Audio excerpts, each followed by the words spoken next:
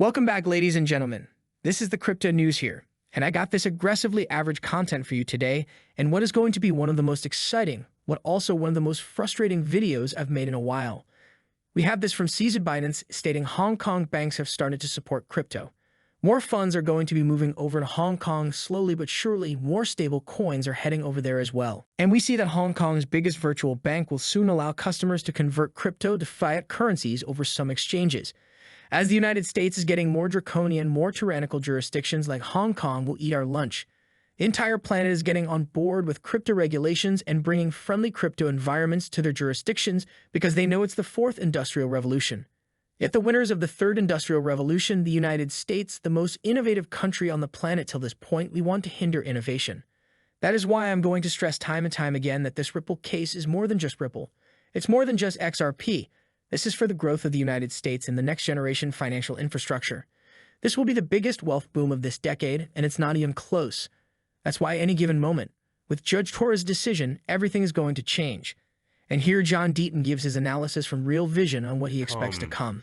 According to Ripple, the only way they settle is that, and I don't think it's a matter of how much they pay, the only thing they said that the SEC would have to agree that XRP, ongoing and future sales of XRP, including in the secondary market when I trade it or anyone else does from Coinbase or any other exchange, that those are not securities. And unless there's that agreement or that stipulation made, Ripple will not settle. So I don't see the SEC agreeing to that. That's why I don't see a settlement.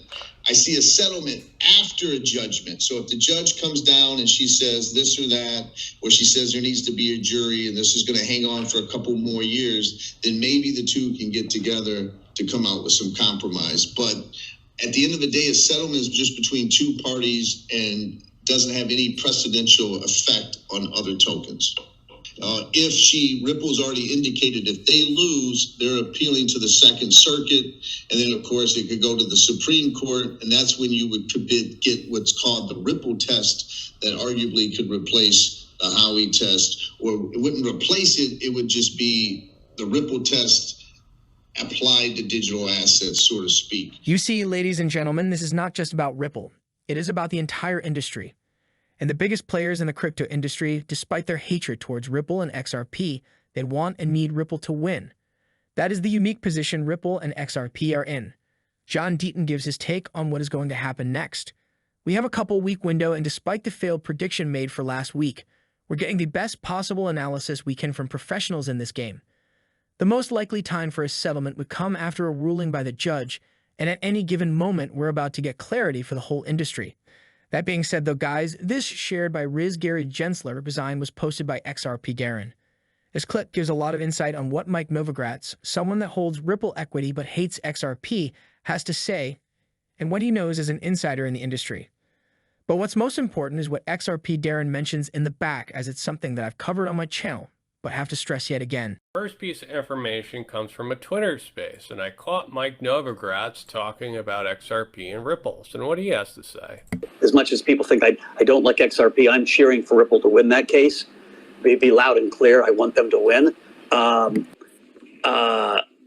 But I worry about that one, because if we lose that, people are going to think, oh, we're going to lose all the cases. And I think you got to be very careful that, you know, each one of these things and, you know, is taken separately, and you read the fine print of the ruling. Anyway, I've been talking too long. I'll shut up.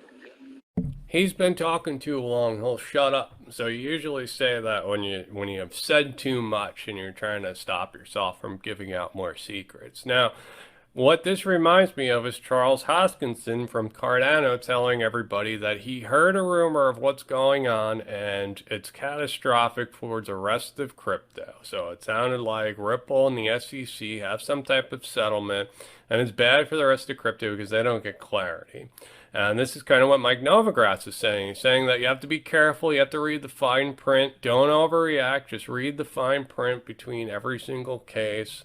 And then he tells himself to shut up and he stops talking about it. So to me, Mike Novogratz also heard the same thing that Charles Hoskinson says, and there is some type of judgment that's coming out, that's coming from a settlement from the SEC and Ripple.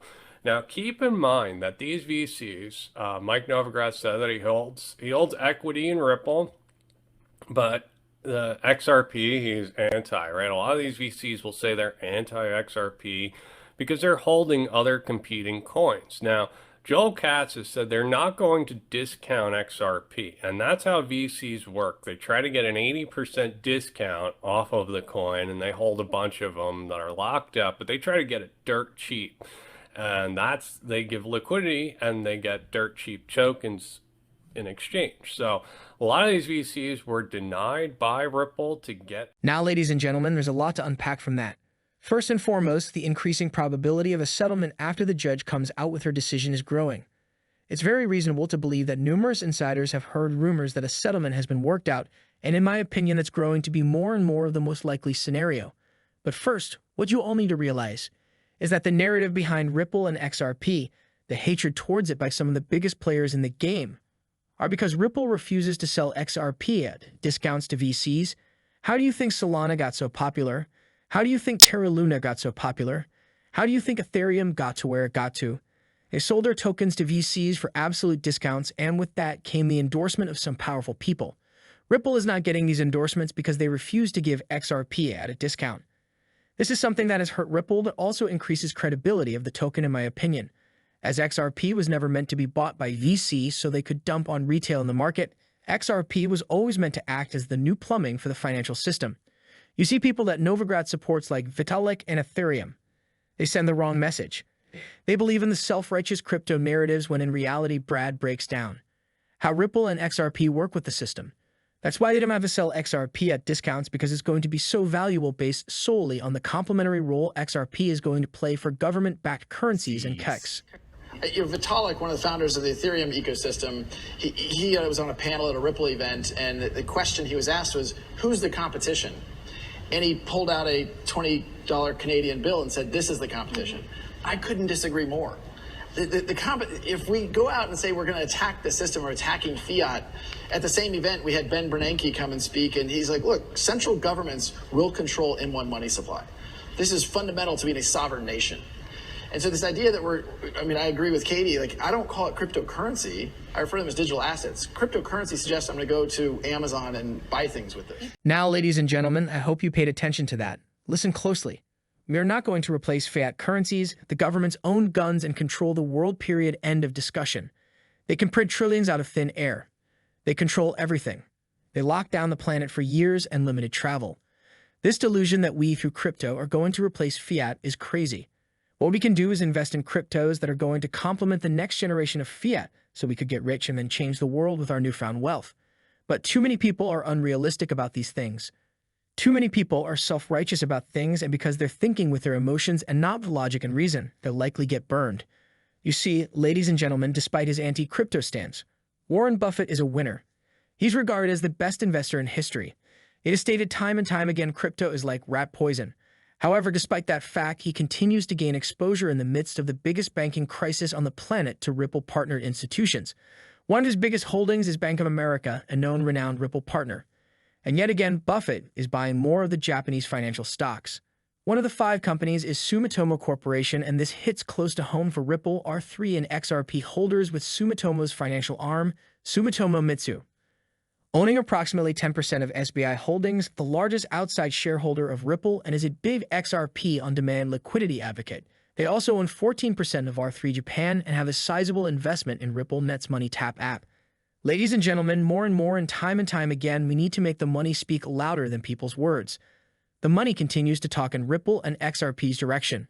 Companies that are directly involved in investing in Ripple and XRP infrastructure continue to get more backing and more investment in it, despite the fact that we're heading into a massive banking crisis. Financial crisis, call it whatever you want, might as well call it an everything crisis. Do you think the most connected people on the planet are going to throw money into these things, especially at this stage of the game, if they didn't know there was massive benefit to it? I invest my pennies next to billionaire dollars so that I, as a consequence, can eventually become a billionaire as well. All of you need to take this and apply it accordingly. And I hope you end up having the same level of confidence they do. Now, guys, to cap off this video for today, I'm going to give you all an international perspective and a lifestyle perspective. In my personal opinion, traveling the world and getting accustomed to different cultures is a very big passion of mine. And if you follow me on Instagram at all, you guys know that I travel frequently. In this clip that I'm about to show you and leave you with, they talk about how Dubai is becoming the crypto city of the planet. And I 100% agree. When a jurisdiction is safe, beautiful people respect the culture, and the regulation is conducive to allow entrepreneurs to thrive, people will come and people will continue to build. And personally speaking, I would say if anyone's interested in moving to what I believe is the most crypto-friendly city on the planet, it might be worth your while.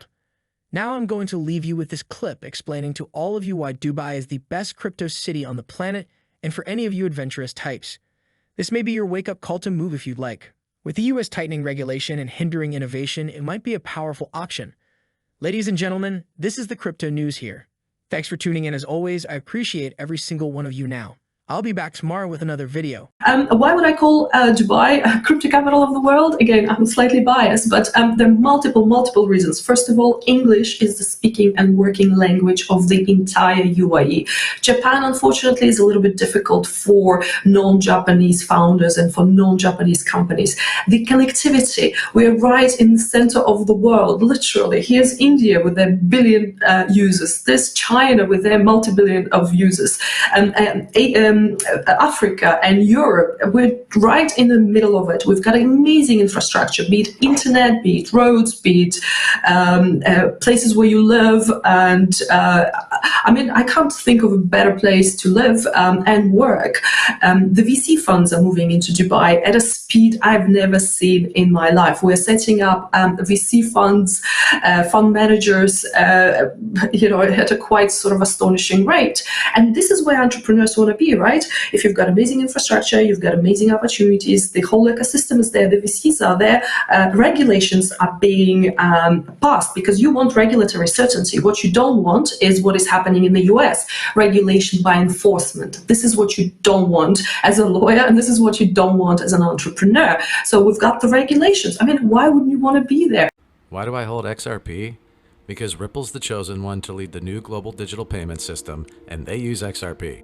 In 2013, the Federal Reserve began looking for faster payments options. 2 years later, an action plan was born and a federal payments task force was created. It included one company focused on crypto, Ripple. In 2014, the World Bank and Better Than Cash Alliance, which includes the Bill and Melinda Gates Foundation, Clinton Global Initiative, and the governments of 32 countries, put out a report called The Opportunities of Digitizing Payments. 1 year later, the Better Than Cash Alliance featured one crypto company on their website, Ripple. Today, Better Than Cash Alliance and all other UN initiatives are focused on a single agenda, the Sustainable Development Goals for 2030. You can see the SDGs logo on Bill Gates' lapel, world-leading companies, the Better Than Cash Alliance website, and on the UN's official exchange, Exchange. What crypto is Exchange officially utilizing for their carbon credit solution? XRP. The world will move to a new international standard for exchanging electronic messages between financial institutions by 2025 called ISO 20022. Who was the first ISO 20022 member focused on distributed ledger technology? Ripple. Who's partnered with over 300 financial institutions including Bank of America, American Express, PNC, Santander, SBI, HSBC, Standard Chartered Bank, Bank of England, India, Singapore, Scotland, Australia, and Indonesia, the largest banks in Japan, Canada, Egypt, the Middle East, United Arab Emirates, Thailand, Morocco, Bhutan, South Korea, Brazil, and Latin America? Ripple. Who is a former employee overseeing the Federal Reserve? Ripple. A former employee overseeing the world's largest asset manager, BlackRock's digital asset division? Ripple. Leading Australia's CBDC effort? Ripple. Who hired a former Treasury of the United States? Ripple. 2 former Federal Reserve attorneys to their board? Ripple. 2 former Clinton and Obama advisors, former Minister of Defense and Economics of Germany, former business director at Swift, former Swift board member, former CFO of PayPal, former head of the DTCC, former chief business officer at Uber, former VP of Amazon, and former SEC chair on their legal team? Ripple. Who's a member of the Digital Pound Foundation, Digital Dollar Project, Digital Euro Association, Mojaloop, IMF's high-level advisory board on fintech, Hyperledger Blockchain Consortium, Open Payments Coalition, Faster Payments Council, Global Payments Steering Group, Cross-Border Working Group, International Association for Trusted Blockchain Applications, Crypto Climate Accord, University Blockchain Initiative, World Wide Web Consortium, and a featured partner of the World Economic Forum with 3 members of their team directly listed on the WF website? Ripple. Now, does Ripple and XRP sound like they're going to disappear, or do they sound like they're part of a much bigger plan? You decide.